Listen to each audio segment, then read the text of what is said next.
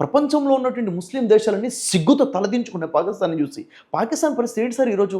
పాకిస్తాన్ ఈరోజు ఇండియా నచ్చేస్తా అని చెప్పేసి హెచ్చరికలు చేస్తున్నాయి. తినడానికి తిండి లేని పరిస్థితి పాకిస్తాన్ది. నీదేదో నువ్వు చూసుకో. నీ దేశ ప్రజలు అన్నం లేక చచ్చిపోతున్న పరిస్థితిలో ఉన్నావు. నీ జీడిపి పడిపోయింది, అడక్క తినే పరిస్థితిలో ఉంది పాకిస్తాన్ ఈరోజు. అలాంటిది భారతదేశం వైపు మాట్లాడడం అదే కుళ్ళు, తట్టుకోలేని తత్వం. Right, okay. అంటే ఇప్పుడు మీరు చెప్పిన అంశాలన్నీ కూడా మీరు ఒక ముస్లిం అయి ఉండి పాకిస్తాన్ ఈ విధంగా అంటున్నానంటే చాలా గర్వంగా అనిపిస్తుంది నాకు. సార్ నేను ముస్లిం అండి, నేను భారతీయుడు సార్.